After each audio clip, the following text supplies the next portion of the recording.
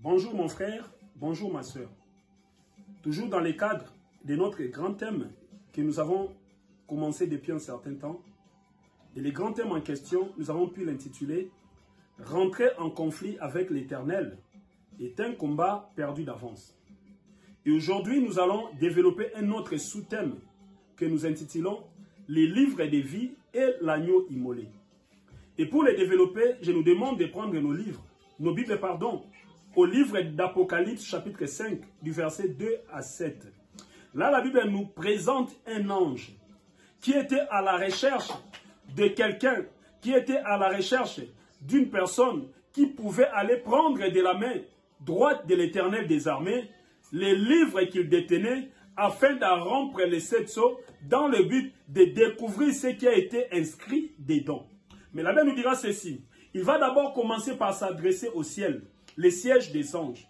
Aucun ange dans les ciels n'avait accepté de réaliser cela. C'est alors qu'il va se tourner vers la terre, les sièges des hommes. Aucun homme sur la terre n'avait accepté de réaliser cela. Et après, il va se tourner vers la mer, les sièges des gros poissons, les sièges des bêtes de la mer, pour voir s'il y en avait un qui pouvait réaliser cela. Et la Bible nous dira ceci, il n'y a pas eu de résultats escomptés. Voilà pourquoi l'apôtre Jean, la personne à qui l'Éternel Dieu des armées avait fait grâce de recevoir cette révélation, il va se mettre en sanglots, il va se mettre en pleurs. Pourquoi? Parce qu'il n'y avait personne qui pouvait prendre ses livres et d'en rompre les 7 sceaux. Mais pendant qu'il était dans cet état-là, la Bible nous dira ceci, le même ange va se diriger à nouveau vers l'apôtre Jean pour lui dire, arrête de pleurer, voilà l'agneau immolé, les rejetons de David, il a vaincu pour ouvrir ses livres et d'en rompre les 7 sceaux. Oui mon frère, ma soeur, nous allons un peu nous attarder là.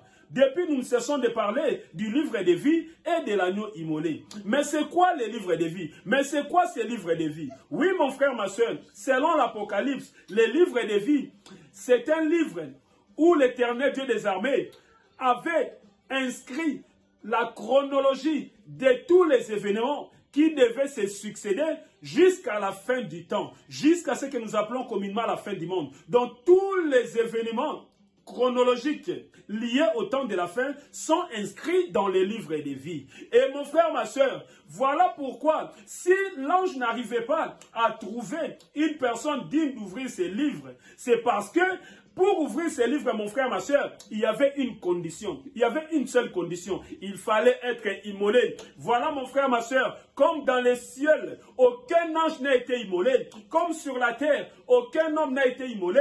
Comme dans la mer, aucune bête de la mer n'a été immolée. Voilà pourquoi personne n'était capable d'aller prendre ces livres et d'en briser les sceaux. Oui, mon frère, ma soeur, le seul être, la seule personne qui a été immolée et qui a eu le pouvoir, qui a eu la capacité de prendre ces livres et d'en briser les 7 sceaux, n'est autre que le Seigneur Jésus-Christ de Nazareth. Mais qui est le Seigneur Jésus-Christ de Nazareth? Oui, mon frère, si nous prenons le livre de Jean, chapitre 1er, verset 1, la Bible nous dira ceci, au commencement était la parole était Dieu et la parole était avec Dieu. Et si nous descendons encore au Jean chapitre 1, verset 10 à 14, la Bible nous dira ceci, cette même parole qui a été au commencement, qui était Dieu, qui avait vécu avec Dieu, cette parole avait réussi à prendre la forme humaine. Cette parole s'est faite chair, elle a reçu la forme humaine,